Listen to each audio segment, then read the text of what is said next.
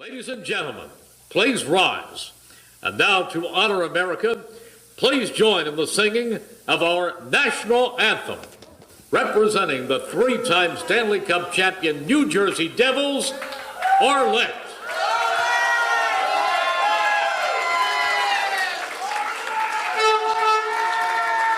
I feel like I'm at a game. Oh my gosh.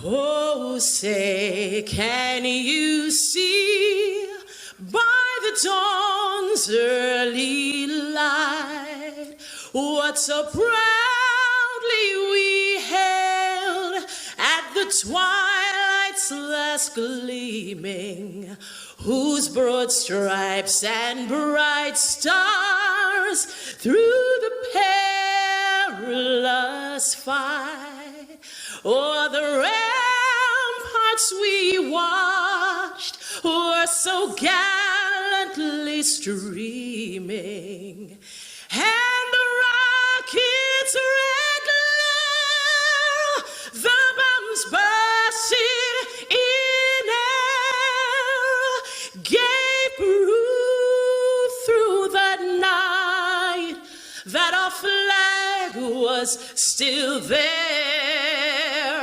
Oh, say, does that star-spangled banner yet wave o'er the land of the free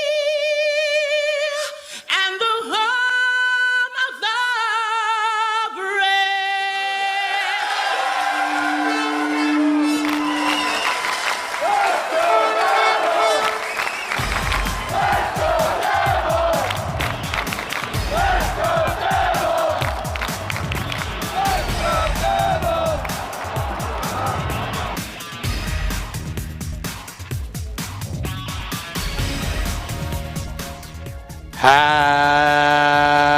Happy Devils Sunday! This is the Let's Go Devils podcast, season 3, episode 12, titled What the Hall? I'll say it again. What the Hall? We're definitely going to be talking about Taylor Hall. What was that in the background? Yeah, what was that? That's a good question. That's a real Somebody's good got Michael Jackson locked up in a closet or something. So what the hall?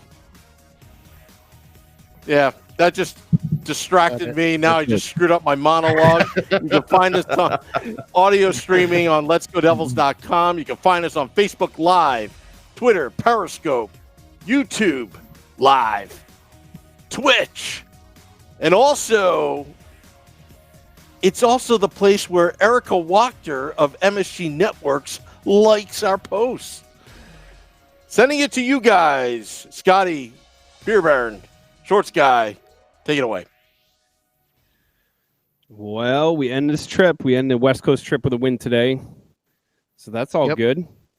I'll take that. Splitting it 2-2. Yeah, I mean, It felt like the last two games. It was kind of a what's the polite way of saying that it was a duty show. Well, especially the game in Edmonton. So to end the road trip on a winning note is a very good thing. But let's get right to it, boys. What the Hall, indeed. What do we do with this Taylor Hall situation? And it feels like as it continues to go on, is it an overreaction? Is it an underreaction? Does the fan base have a point to be going crazy about this? Should people be calling for him to be traded? Shorts Guy, what the hell do you think is going on? What is your take on this? Well, from that quote from his agent, it sounds like he wants to test the free agent market. You would hope that in this meeting that they had this weekend, that it was at least set out for Shero that here are the conditions. We're going to look at free agency. We're not really looking to sign back here.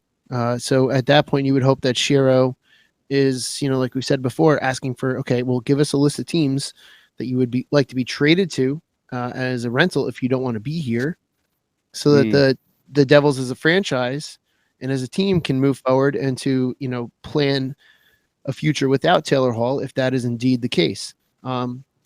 It's not necessarily a shut door. It does not look good.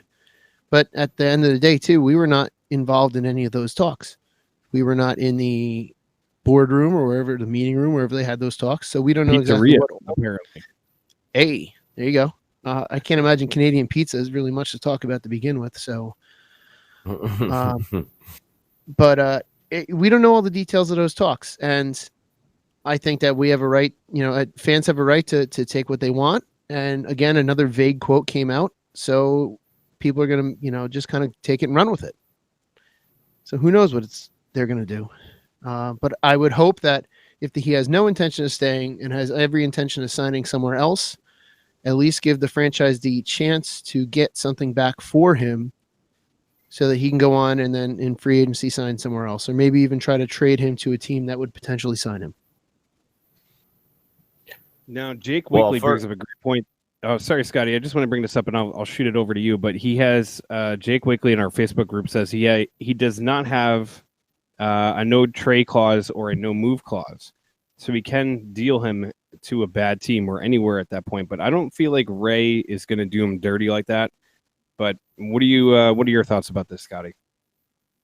Well, first off, I want to say that's a fantastic looking hat over there. Is that the official Let's Go Devils podcast hat, which I see? And it is amazing. Once again, I like the black background like that. It's pretty nice. Pretty nice. There we go. Yeah, let's get a full on there. Yeah. There we go. And yes, I will be getting some. I was going to talk to you guys post podcast, but yeah, I'll be getting a couple more made for us, and then potentially more going forward for fans. For all the fans out there, you can style just them, like that. If anyone wants them, they can be made. Yeah, you just email sam@letsgodevils.com for more information.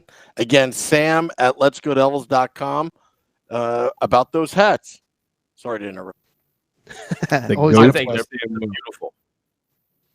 Well, you'll have one shortly. We'll talk after the show. Yeah. So yeah, with Taylor Hall, first off, on the ice, man, has he been snake bitten. It really seems like he's been firing the puck really well. I think he had 8 or 9 shots today. He had that one goal disallowed. He rang a couple off the post, so maybe he can help us out and put a couple of these in. It'll drive his price up a little bit more, but I think as people have been saying within the Facebook group here, you got to sign him by, at least Christmas, the latest. If not, he's got to be traded for something of, very high value. Teams like possibly maybe Colorado. And I would keep an eye on Montreal, who we're going to be playing in the next, I think, week or so. We're hitting like all the Canadian teams right now. We just did our Western run. Then I think we play Ottawa next. And then I think Montreal is right after that. So keep your eye on Montreal. That was a team that was looking to get, offense with Aho in the offseason, and they did not win out on that sweepstakes. And they're not that far away, too. And, they got Max Domi, who they're looking to re-sign. There could be some movement over there. And they have a lot of cap space room, too. So maybe a team like Colorado as well. You got to see what happens here. But we need Taylor to start putting those pucks in the net on the ice and drive that price up a little bit more.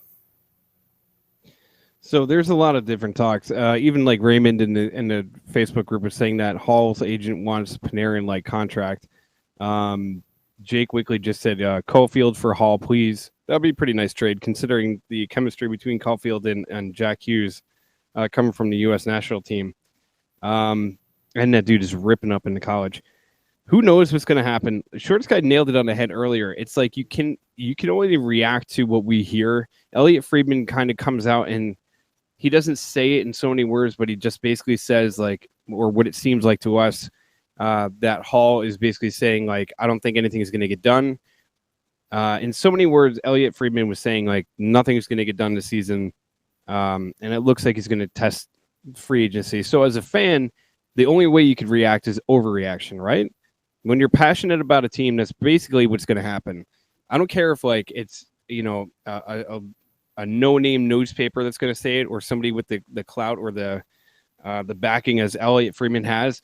Whoever says it, as soon as that word leaks out that there's like the possibility that he's going to test free agency, it's like your passion takes over, and it's like, you know what, trade him, get rid of him.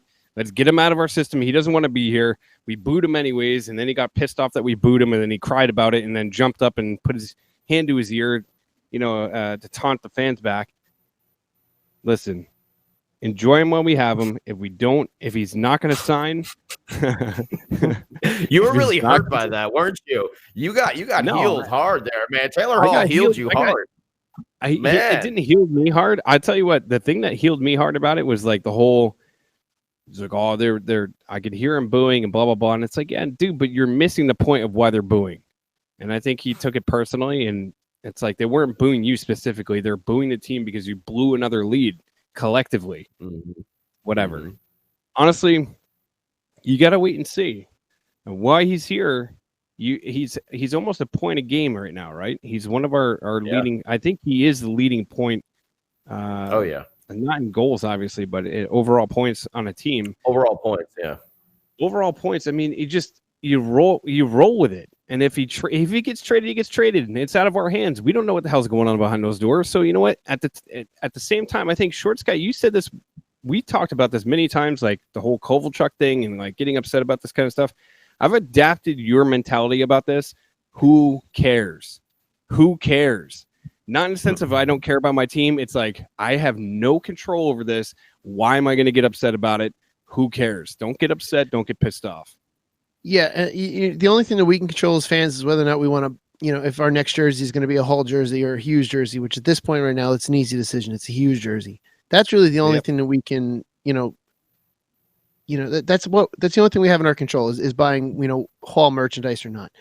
And absolutely, we have no control over this. I know it was brought up, we can trade him to a crap team, but what would you get in return from a crap team? Another first round pick. That's about it. And then that's a crapshoot too. You never know.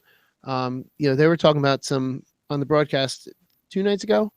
They're talking about first round picks, from the past, and then some of them just never work out. I would rather get something tangible, something proven right now, than 100%. Another first round pick, because there's no guarantee with a first round pick.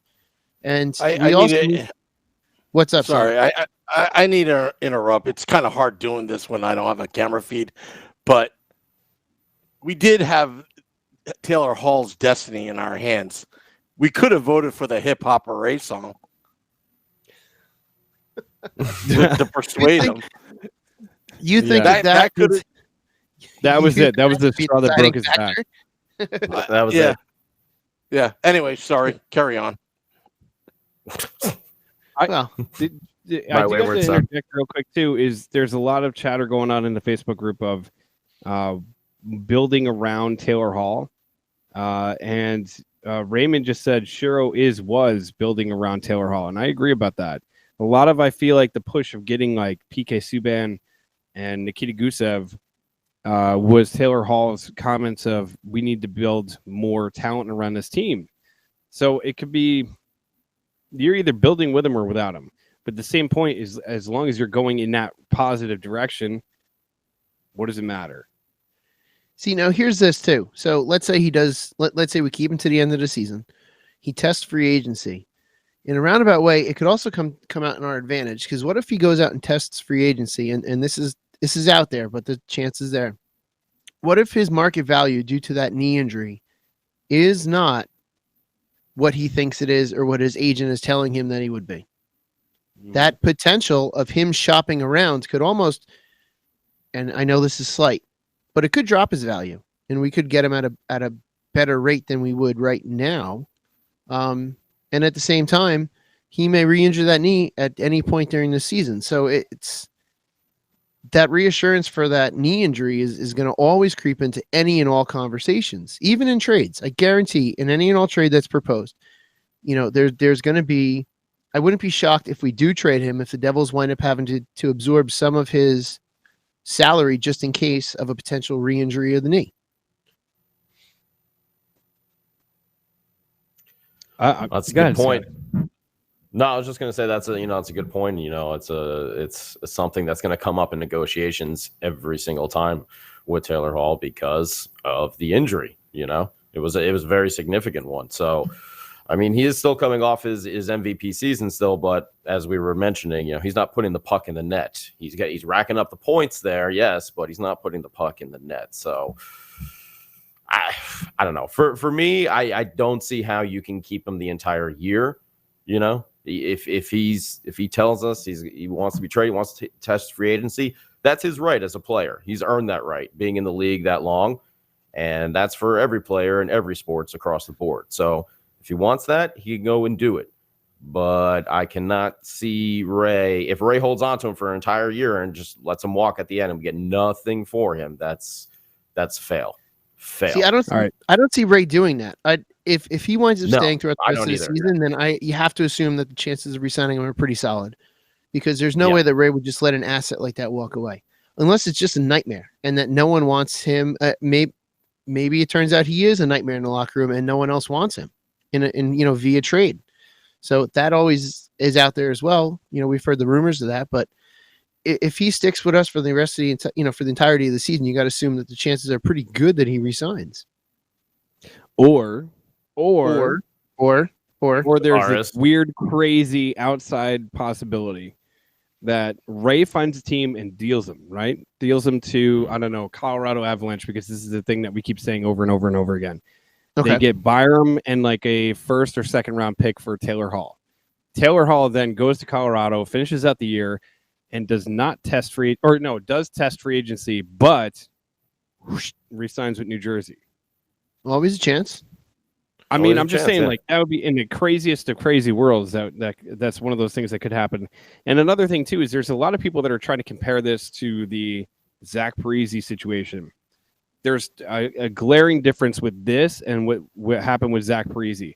I don't believe that Ray Shero is going to stick with Taylor Hall the entire season, with the possibility that he's going to John Tavares' team and then bounce at the end of the year, regardless of what he says about the situation, the team, and blah, blah, blah, blah, blah. I feel like if Ray Shero feels like this team is not going to win, and he also feels like that Taylor Hall is not going to come back, he's not going to be stupid enough to let this huge chip walk off the table. He's going to deal him for something. Now, Zach Parise, you have to understand that the Devils just went to the Stanley Cup final. They just named him a captain. There was all this opportunity and all these things. And the reason why Lou supposedly didn't trade him during the trade deadline was because the Devils were making a push for the playoffs. We're making a push deep into the playoffs. And that's why he stuck with Zach Parise. And even though it ended up being that Parise bit him in the ass at the end, he stuck with him because of the fact that we needed him to win. If we're not going to go anywhere, we're not going to go to the playoffs, and we're not going to win, we don't need Taylor Hall. Period. End of story. The best thing you could do is trade him away. If he's going to walk, you need to get assets for him, and that's it. The Lou Lamoriello thought process of this, of just like holding out and not having discussions about contracts in the middle of the season and then watching your star player walk out the door, that stuff needs to stop. It's true, though. That stuff needs to stop. I love when you get angry. It's like a very subtle angry too. If you let this dude walk out the door for nothing, then it's a complete waste of time. And what sucks is like, yeah, you can't let any of this stuff bother you as a fan, but it just absorbs you. Like you go on the internet, you go on Twitter, you go on Facebook, or you go on whatever, and it's just like blah blah blah blah blah negativity. Yeah. This guy. Listen, please, for the love of God, either get this figured out soon or ship them out soon, because it's like it's tiresome. It's tiresome because it's tiresome because we care so much, but it's affecting Scott very, very deeply. It really is. He can't handle it anymore. But I agree with you. The negativity is just off the charts right now. Just after the Edmonton game, my entire news feed. And I was taking screen caps and sending some of the stuff I saw. My entire news feed was just negative, negative, negative, negative. And it's like, and even when people are trying to bring up something from a different angle, it's like people were like, oh, attacking that person. It just seems to be, it was just so bad. And this doesn't help, coming after that Edmonton loss, and then all this coming out, because I think Beer Baron, you sent that that quote today to us, today or yesterday. I can't remember when you sent it. Yeah. So like coming after that Edmonton, and then this quote comes out, and it's all of a sudden it's like the negativity just ratchets up like by another 10 degrees. If we all just get offline and watch the games and don't pay attention to anything else in between games, I think we'll all be a lot happier right now. But as is, we've chosen to get involved in the media side of this, so we kind of have to be on top of it, or at least have to follow along with it. It seems to be, there's such a void in information that people are just losing it over what they're trying to fill the gaps in with. And we won't know till we know. And that's the thing. But I also want to make sure that if we do sell him, we sell him from at least a somewhat position of power, and not something where we're, in dire straits and need of someone or something, that we get maximum return on him. That's all I want, is if he's not going to stay and we are going to trade him, maximum return. That's it. Yeah. I think a lot of the negativity online too just comes from the fact that, maybe as people Devils fans, well, people are trolls, but also, we were pretty spoiled there. Yeah. We were pretty spoiled there. I mean, what did I honestly, I can't remember the exact count, but how many years in a row did we make the playoffs there? From what we missed 96 after the Cup year. And then I think we were in the high teens, or I know it was like us and the Red Wings for a while that had that amazing streak of always making the playoffs. And this last decade has been very down, despite the 2012 team. But it's been down hockey. Sometimes it's been hard to watch in the rebuild. And I think Devils fans are just extra frustrated by that. And they really had those raised expectations going into the season. And I think that's where a lot of that frustration comes out. And then the last couple times we've had a big name person, scoring threat type of player on our team, we got burned with contracts. Parise, even though it was not like the worst thing, I actually remember running into him at my work when they were doing the negotiations and stuff like that. And, it was, he was a straightforward dude. It was always going to be Minnesota or us. I don't think there was ever a chance of Parise like going to the Rangers or something like that to like burn us. But after Zach, of course, the Kovalchuk saga. Yeah, we ended up signing Covey, but we got, trounced in all these fines and violations. And then he ended up retiring and going away. So I think Devils fans have just been a little scarred as well. And I think that's where some of that negativity and frustration, as we see in Scott's passion when he starts talking about things, and like his face just starts getting redder and redder and redder each time. But I think that's, where some of that negativity. Yeah. And I think, maybe if we just chill for a little bit, just watch the games, Yeah. You know what? Omar in the Facebook group said he thinks within 2 weeks Hall is going to be signed. And guess what, dude? If he signs and it's great, you celebrate it. And if he doesn't sign and you trade him, then great, and you move on. And it's like, the negativity, all that kind of stuff, it feels like we can't get out from underneath it. And a lot of that stuff, and I know last week we had the name of the podcast was like, look on the bright side. And that's what it should be. Like, yeah, we had a terrible game in Edmonton. We had a terrible game in Calgary where the team just got flat out outplayed. And they hung Mackenzie Blackwood out to dry. I mean, out to dry. And it sucked because that was a wasted Jack Hughes game. Another wasted Jack Hughes game. Dude had a goal and a beautiful assist on a beautiful Gusev goal. You go up 2-1, and then it's just like take a giant dump all over the ice, and that was the rest of the game. And then you go into Edmonton, you totally dump in the sheets for that one. And then at least they had a rebound game. Wayne Simmons scored today. They had a nice rebound game against the Canucks, and it's, honestly, the Canucks are one of those teams that are very, very underrated, or at least, on the East Coast, they're very underrated. The Devils, I feel like they're trending towards the right direction. They're doing some of the right things. this team does have a lot of positive things to look at. The youth movement on this team is very, very good. It's just Hines shuffling the lines, which is another thing that our friend Omar just mentioned. All these little things. As I said, as I was about to say, I looked down and I like when you rhyme too. Hand shuffling the lines. Hines just shuffling the lines. Shuffling those there's things lines. that are super frustrating about this team, but at the same time, like, listen, ride the wave until it lands you on the beach, and either it's going to be a nice sunny day or you're going to get smashed into a coral reef. It's one or the other, I suppose. And I'm willing to bet that well, I'm not willing to bet, but after watching the Edmonton game, that was a quick whistle and a post away from being a completely different game in the beginning. We would have been up 2-0 in the first period. Now we all know the Devils' history of holding leads in this season, so that could have meant nothing. But at the same time, it really could have changed the complexity, the complexion of the entire game.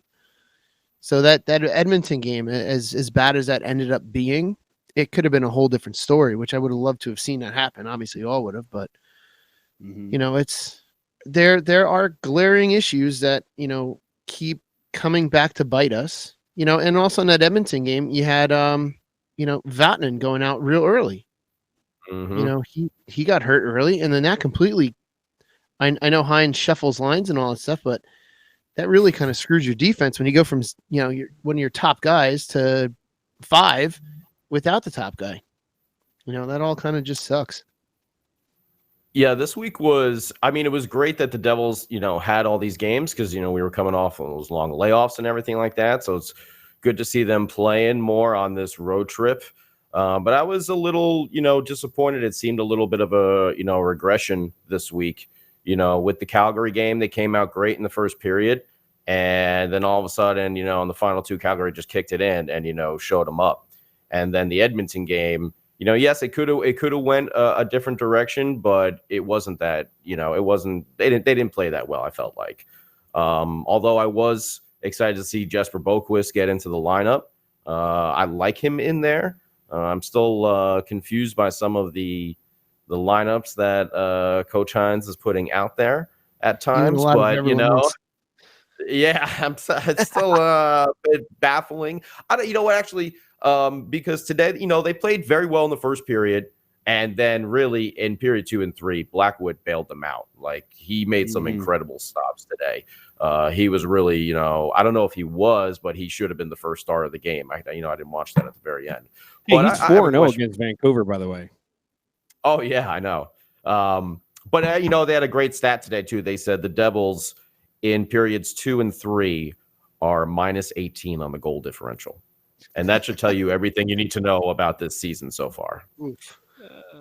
Hey, Jesper Bratt with a goal today too. That's another big positive. Yeah. Seeing him get his game going. There's a lot. That's what I wanted to ask you guys.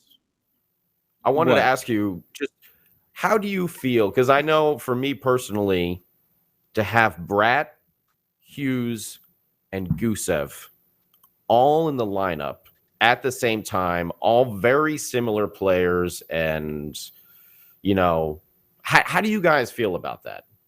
Because I know I don't like seeing all 3 of those guys in the lineup at the same time. You don't like seeing Bratt, Gusev, and whom in the lineup at the same time? Jack Hughes. You don't like seeing them on the same line or in the same lineup in general? I don't like seeing them in the same lineup in general, to tell you the truth. I just feel like it makes the team smaller, and I feel like we get pushed around more, and I feel like it's just, I don't know, that's just what I've noticed. That's just what I've noticed from, watching the games. Just something that I picked up on. I could be completely wrong. I want to know what you guys think about that. Because they're very similar type of players. I'm gonna say this first of all. I honestly don't mind having them just because of the way the NHL is nowadays, and it's faster, it's quicker, and it doesn't matter about your size as much. Although you go against a big team and they tend to get pushed around. Going against somebody like the Canucks, where it's kind of a similar build to how our team is, I don't think it matters. I think you need to be able to take some of those guys out or switch them around when you go up against a team that's a little bit heavier, like a St. Louis. But it doesn't bother me. Okay. More skill. Yeah, I'm good with all of them in the lineup. I mean, and if you're really worried about a team pushing them around, then you're gonna have to adjust that lineup when when you come to those teams. But they are three very skilled players, and the league is getting absolutely faster. And that's also why you have someone like Wayne Simmons in the lineup to push back when need be. Maybe shuffle the lines up so that if you have all three of those players in, you have a bigger guy that's with them to kind of take the brunt of that force, or to step up for them while they use their skill out on the ice so that they don't have to worry about being hit. Agreed. Yeah, Agreed. I'm just an old curmudgeon, I guess. I don't know, dude. Like, honestly, there's some things like, like we were talking about before about the positivities about it. Talking about Wayne Simmons, the dude has quietly had 6 points in his last 7 games. And I feel like he's starting to get more comfortable. I feel like Gusev is starting to get more comfortable. I think maybe Miles those 2 Wood. games off. Miles Wood is starting to get a little bit more comfortable. But He's playing with Simmons. This team is starting to come together. And when they put out the lineup the other day where they had Travis Zajac on the 4th line with Simmons and Miles Wood, I was like, man, if you look up and down the lineup, this is a solid team, like offensively. And if they can put this whole game together, and then you have a shutdown line of, Travis and Coleman, or Travis, Miles and Simmons, this could be one of those, like, you have 3 high-end lines, like really fast-paced lines, and you put out that shutdown line that still has a lot of speed with Miles Wood. They have a lot of potential to do a lot of damage. And it's like, as soon as you can get these lines comfortable, as soon as you can get these guys clicking together where everything is starting to go in a certain direction, I think this team has the potential of being very dangerous. It's just they need to gel more. And I hate to say that because there are 15 games in the season, but they still need time to mature and to work together. I feel like we've been young. saying that over and over and over again. They have to gel, and it's going to take time, especially when you have players like Hughes who are it's 15 games in, but he's also someone that's 15 games into his NHL career. The 3 of us, all the 4 of us, Sammy included, we were not all the greatest at our current jobs 15 days into our careers. So it is going to take some time, and it does sound a little bit tiring to say the same thing over and over again. But at the same time, these guys are professionals, and this is their job, so they are paid to get it right. So if they don't gel at a certain point, it's going to start, either be on them or on the coach in order to get it right, or things are going to be, things are going to change. I'm curious what the conversation between Shero and Hines are as far as his job security. I mean, he's got one of his bosses on the bench.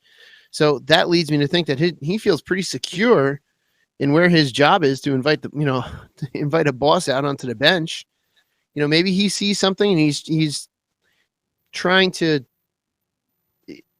explain it to the front office that they need to change for this and that. Maybe that's why the boss is down on the bench as well. Or maybe to show the players that if they screw up in front of the boss, then they could be moved. Who knows? I feel like I just went off on a tangent that went nowhere. No, but you know what though? That's how everything feels right now. It's like those empty-ended questions that never feel like they have an answer to it, because like as soon as you start talking about it, you're like, yeah, this makes total sense, and you're like, but does it make sense? Like, do you get rid of Hines? Is it his fault? Do you need to like put this guy with that guy? And what you just did is exactly how every fan feels right now. And that's the thing. You have to find out where the fault, where the disconnect is, because there's a disconnect. I can't pinpoint where it is, and this is why I'm also not an NHL level coach or general manager. I cannot figure out where this disconnect is, because this team shows such flashes of brilliance. The goaltending in Blackwood and even in Corey Snyder shows flashes of brilliance. And then all of a sudden it's gone. And when it goes away, it goes away. And it goes away in a just disastrous motion, to where all of a sudden it's like 3-4 goals go in, and they're like the worst kind. I mean, at the Edmonton game, I know one, maybe potentially 2 went off one of a Devils player. It's like, You know, it's that which you seems to can't get- happen all the time. You cannot get any worse breaks than that. And I think one went off of Andy Green, and one was deflected right in front of Snyder, which redirected, which you can tell he was set up for that initial shot, and it redirected so quickly in front of him that it just found a hole. And when those things are happening, you start it's such a hard mindset to break out of, because you almost feel like that no matter what you do, you can't get anything right. And then that just kind of manifests and can get worse and worse and worse. So it's just, those are those things that you just can't. Sometimes you fight the puck and you can't win, and it's such a bummer at that point. And you hate seeing it. You hate seeing that happen to any of our goalies. Especially under those circumstances. It's never fun to watch. Never fun to be involved in either, too. Do you know what the good news is, though? What's that? We play Ottawa and Detroit coming up. Oh, yeah. Those could be such trap games, because they're probably looking at us on their schedule going, we play New Jersey. Yeah, probably. Yeah. Yeah. You had some other podcast out there in Ottawa and Detroit going, oh, man, we play Jersey this week. This could be our turnaround. Time to take down those boys from Jersey. You know what's funny is I'm looking at the leaders in points and goals and everything. And if you look at Pasternak has 15 goals. He leads the NHL.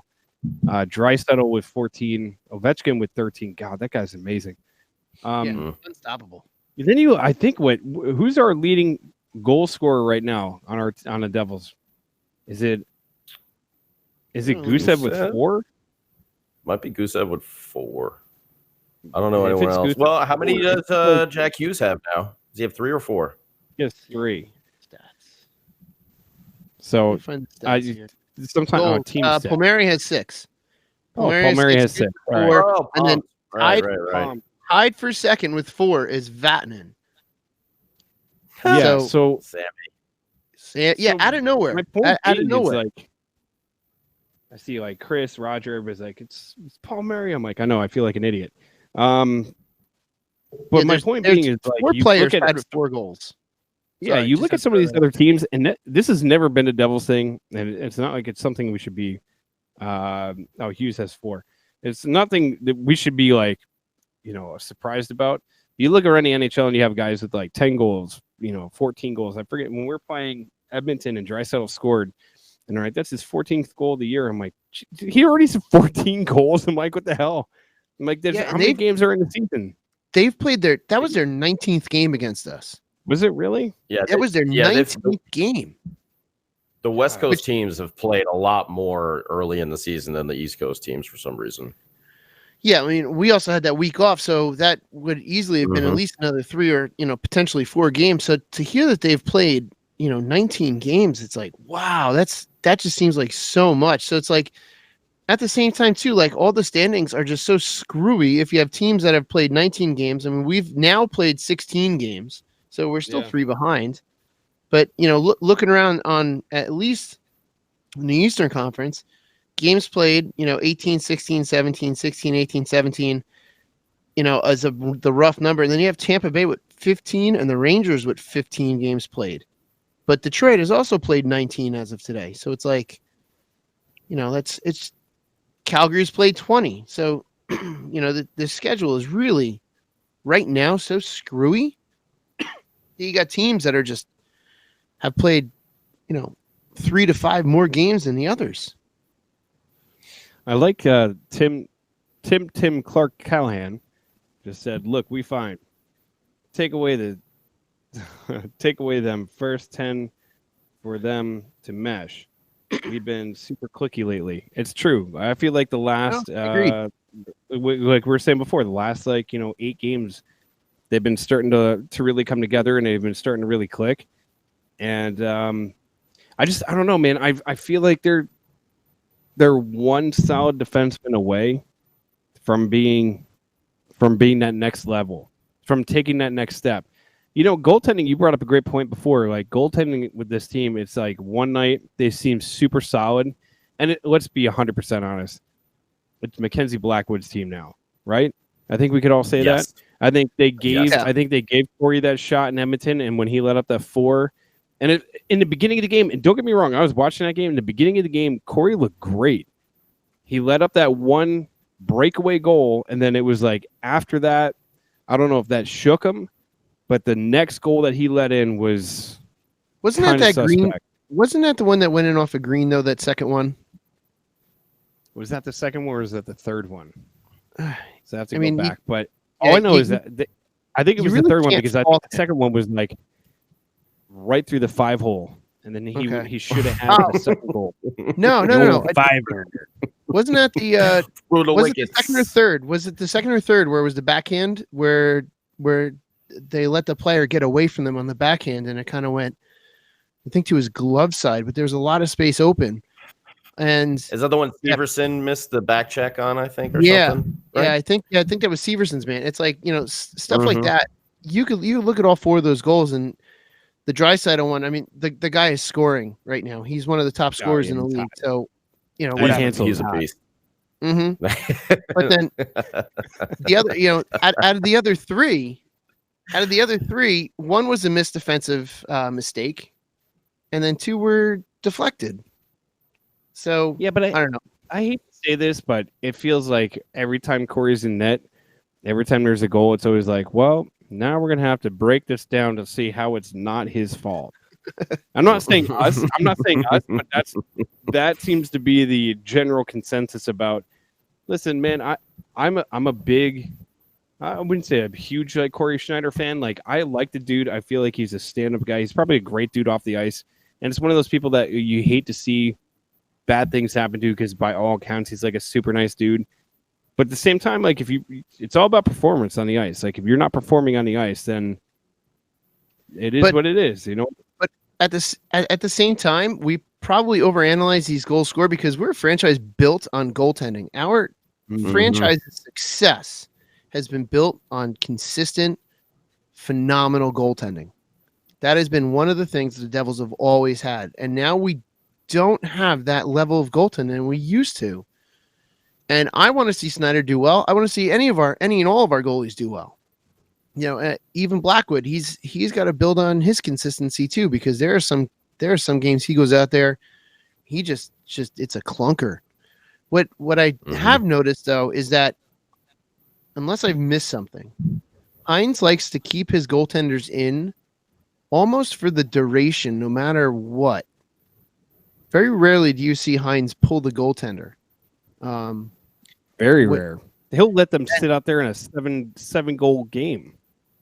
Yeah, which you have a plus and a minus to that. You have a plus to where, you know what, you're going to have to learn to work through these games and to kind of piece it back together when it all falls apart. But at the same time, though, if you let them stay out there too long and it's not the goaltender's fault, but it's the team in front of them's fault, that's just going to kill the goaltender's confidence. So I wonder what that plays into, or what the pregame talk is with the goaltenders. Like, hey, no matter what, this is your game. No matter what you do, you're in. So do good.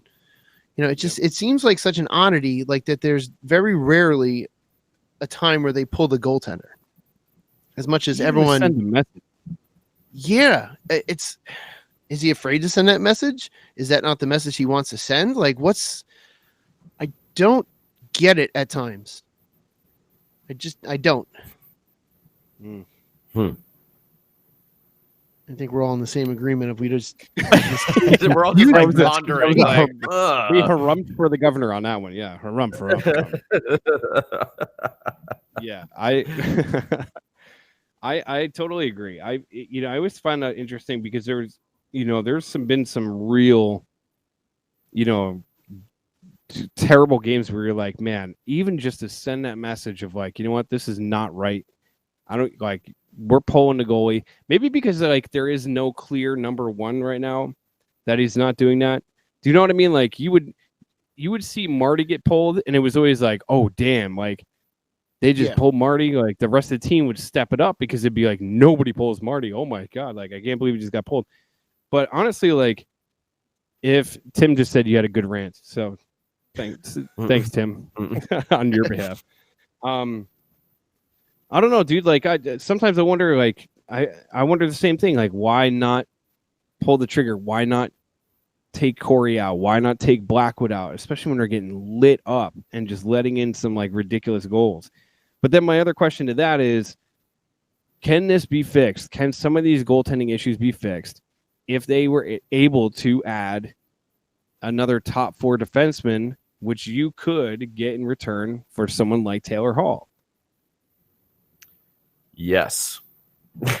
in an answer, yes, we need defense. We need a stay home, type of defenseman. We have a lot of puck moving type defensemen, with Butcher, with Sammy as well, and even coming up with Ty Smith. Like we have a lot of puck moving guys, but we don't really have those big monster defensemen type of deal that are clearing the crease and making sure the hits are on and letting some of those offensive guys maybe take a couple of extra risks because they're always on the back line there holding down the fort. So yes, Scott, yes.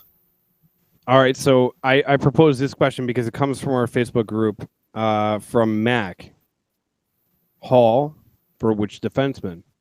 And I'm going to put this to Shorts guy. Hall for which defenseman? If we could hypothetically trade him, then who could we trade him for? Like, what would be the fix? What would be the answer for that? Oh man, here I am in the spot. In a perfect world, in a perfect world or in an imperfect world, you send him to Anaheim and get Cam Fowler. That'd be fantastic. There you go. There's my answer.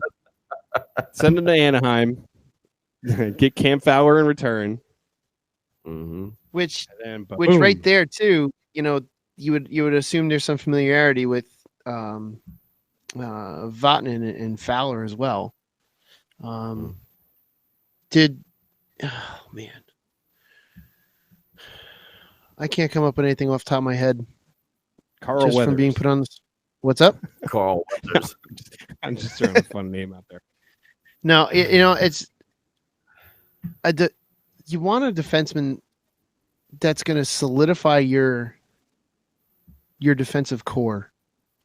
Someone that's going to come in and kind of step up, solidify your defensive core. I can't think of anyone off the top of my head that I would want. Jake Weekly says, and it's not a defenseman, obviously, but Goudreau. Now imagine Johnny Hockey coming back to New Jersey, and then you send Taylor Hall back to Calgary, where he's from, so you could do like a home and home switch, a 1-for-1. Mm-hmm. I'd be down for that, 100%. I'd be down for that too. Would Johnny Gaudreau want to come here though? Because Calgary is much better than we are. Alan just said Clefbaum, question mark. Hell yeah, I would take the Clefbaum too. Oh, I'm trying to look something up here. Yeah, Scotty, what do you think? What is your thought on that one? Well, I mean, they were just like, throwing hypotheticals out here. I don't know if any of these are actually reality type scenarios there, Yeah. So, wait a second. Jake Wakely said, why not Hall to the Blues for Pietrangelo, and then Pietrangelo signs with New Jersey? That's not a bad idea. That's not a bad idea.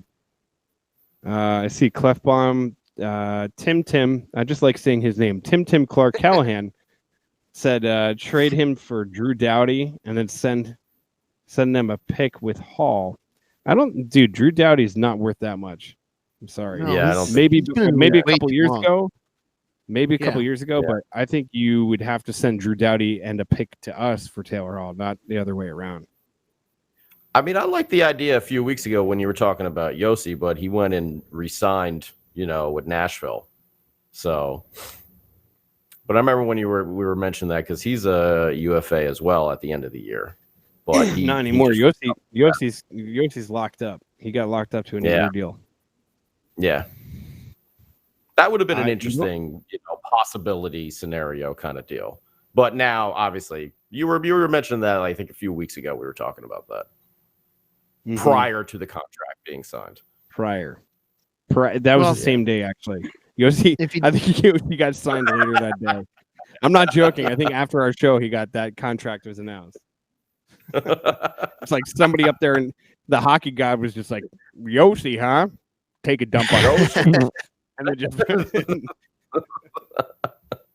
cram that where the sun don't shine. Ugly. I don't know why the hockey guy's such a jerk, but lately. But someone that can like change the whole defense like that, you know?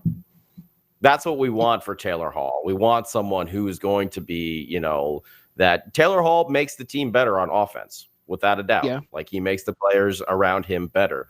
It would be nice if we had someone like that as well, you know, on the defensive side. And you could say PK, you know, I'm not knocking anyone, but just like straight defensive style, you know, PK is a forward, you know, going forward type of defenseman. You know, he's always going to be rushing towards the goal as opposed to maybe dropping back, you know, and that's just his style. And he's a great defenseman. But I'm just saying another guy to build around on the defensive side.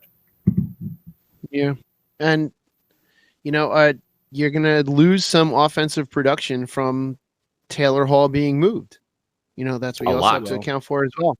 And if you're going to bring someone in that's going to help defensively, then, you know, you're really going to be, you've got almost, I know you can't really have a guarantee, but you've got a very, you know, come real close to having a guarantee that he's going to shore up that one player is going to shore up the defense so much that you can win a 2-1 game or a 1-0 game or a 2-0 game.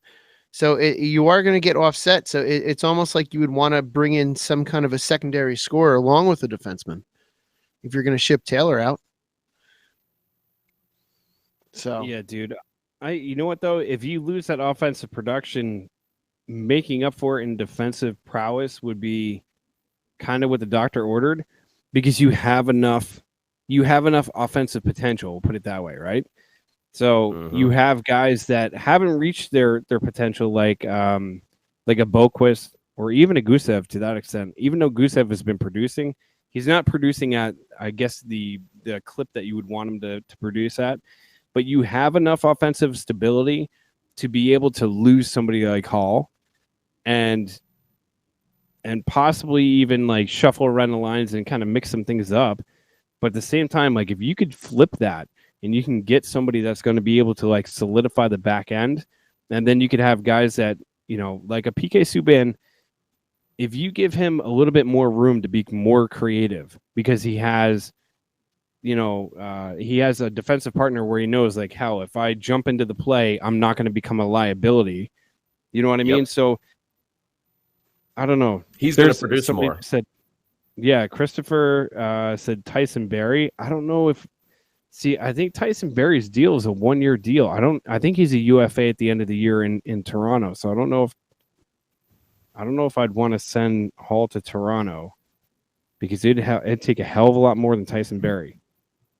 And can Toronto even afford to have Hall right now? No, probably not. Exactly. They so can send us Tyson Barrie, and they can send us Nylander. I'd be cool with that. We'll send them Taylor Hall and like a 2nd-round pick. I'm sure everybody in Toronto's like, yo, that doesn't sound like a fair deal at all, stupid. Oh, the moves that would be made if we were allowed to be GM for one day. That stuff doesn't even work in like NHL 2020. You know what I mean? You like propose that trade, and the game's like, I'm gonna just self-destruct now because you're a moron. It's so funny. GM of multiple teams. You go online and you look at what all these what these people, you know, are proposing online. Like if any of these people were to sit down as GM for a day and start making phone calls based on these, you know, these internet solutions to what the Devils need, like how many of those phone calls would just be like, and hang up, and I'm gonna hang up on you. Like they would just be dead end after dead end. Yeah, straight to you'd end up being the next Chiarelli. Yeah. Oh. You'd be the next Chiarelli, and all of a sudden somebody would be like, I have an Adam Larson in the lobby for you. What are you giving up? Which in the long run, the sad sack part of that story is like, in the long run, if Taylor Hall does move on, or if we don't get anything for him, then we would have lost that trade. And that's the harsh reality of it. At the time, yeah, the Devils won that trade hand over fist, you know, and there was no questioning that. There's like, when you heard about it, I remember my reaction was like, who's on drugs? Like, what other GM is smoking a bag of crack and said, I'm going to go hang out with the mayor of Toronto and then go also make this trade happen? Which the mayor of Toronto used to smoke crack, if anybody remembers, blah, blah, blah. But but honestly, like, when it happened, it was fantastic. But the reality is, if Taylor Hall walks and we don't get anything for him, or if he doesn't stay here, then the Devils lose that trade. And that sucks. Yeah. You know, and you never want to lose out on any trade or anything like that. It's just, yeah, it just sucks. I got nothing for it. I got nothing else to add. It just sucks. It just sucks. It's like the whole Kovalchuk thing. At the end of the day, you were just like, I can be mad as I want to be. It just sucks. Yeah. I don't see Ray letting it go down like that. I don't know. I think Taylor Hall will eventually be moved. Saying this, Jesus, I hope. I just don't. I can't see Tim. it. You offended Tim? Tim said, "Wow, beer guy." But it's just. I mean, it's just you got to do it for the team. It's in the best interest of the team to do this. You know, in the long run, as we were mentioning earlier, you could. Who's to say that Taylor Hall can't come back and re-sign in the offseason? If we do end up landing someone, you know, like there's always those possibilities. But I think teams that are really that are going to have that cap space are going to be the ones that we're looking for these deals. You know, that can re-sign him next year to some sort of monster contract. That's if his knee holds out too. If his knee holds up. Good point. That knee injury is going to follow him, and the potential of it, you know, either reoccurring or just him not getting, you know, completely back to that MVP level that he was playing. So I think there's going to be a lot of GMs, and there'll be plenty of teams that would sign him on July 1. There are plenty of teams that would ink him, you know, with a contract right then and there. But at the same time, there's going to be a bunch that are going to be like, that knee, I don't know about that. So but you're right. Yeah, we do have the potential. We do have the potential to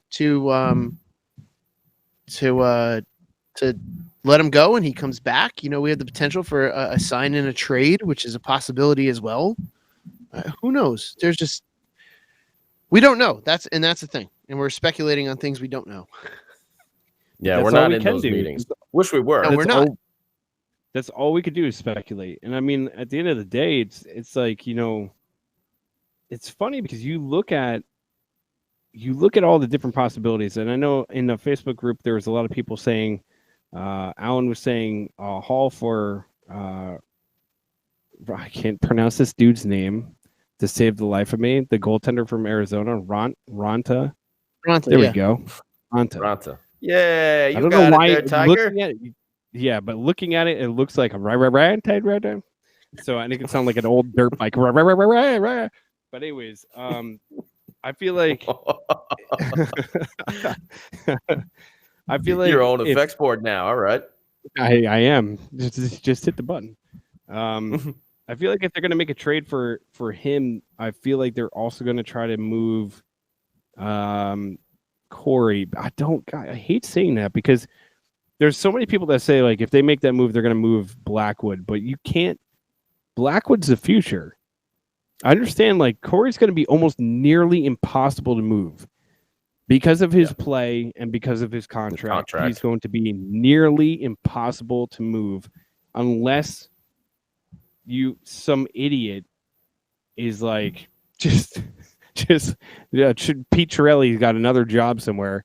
Or somebody's like, oh, you know what? We're going to give him a shot because he can have like.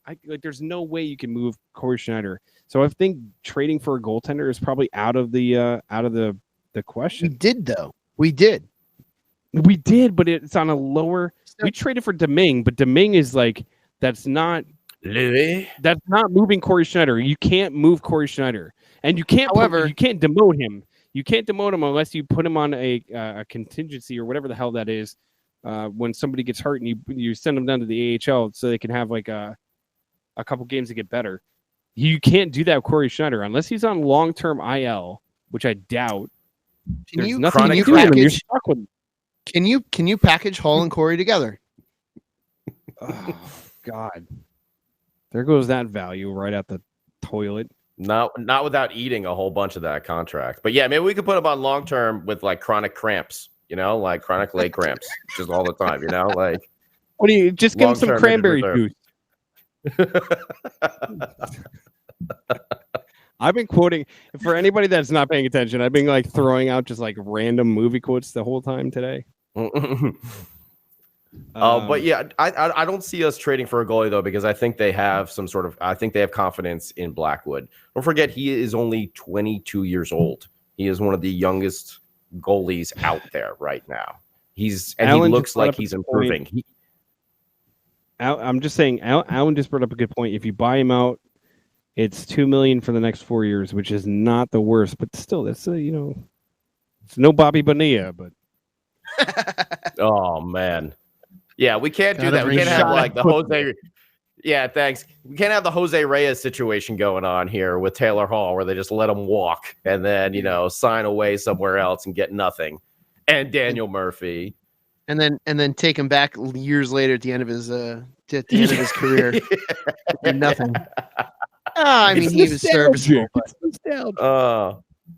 But you know what? Tell you the truth, though, in the Mets, the Mets were terrible at the beginning of the year, but they ended up turning it around because they actually do have a lot of talent, and they made a little push there at the end of the season.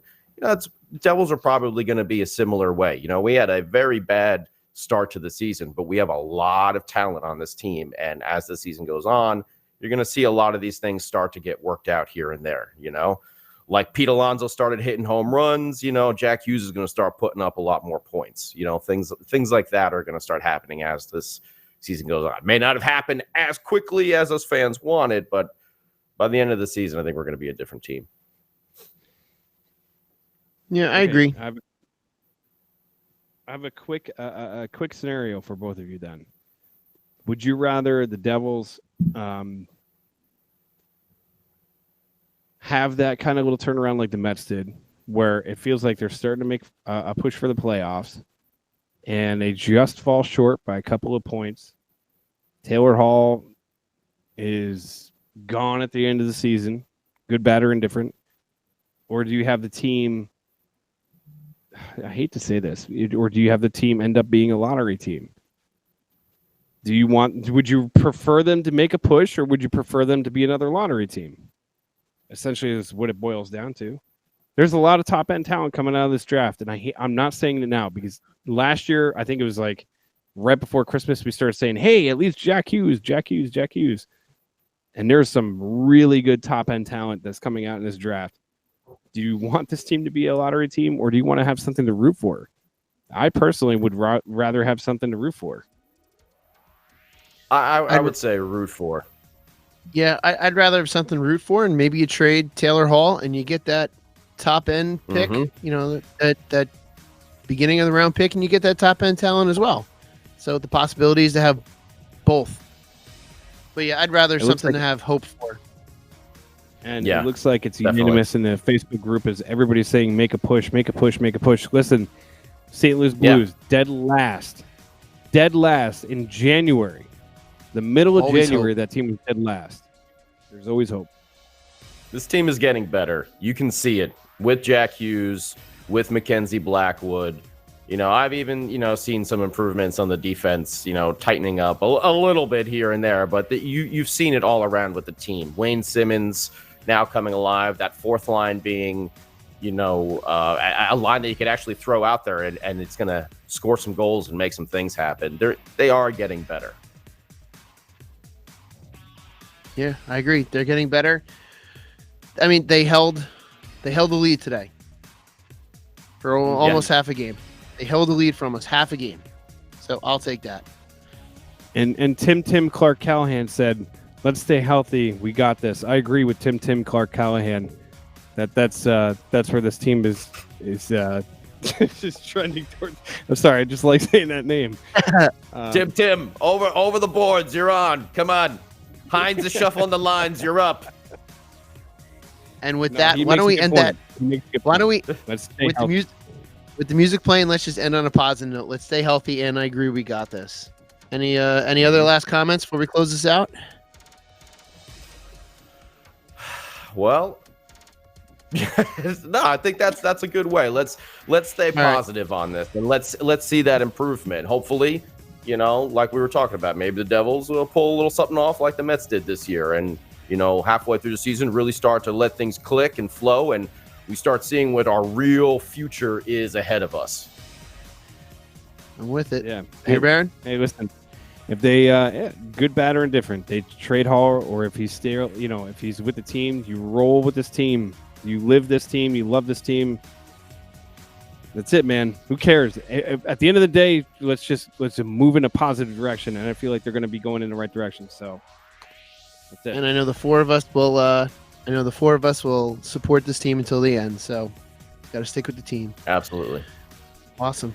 So with that being said, until next time, let's go Devils.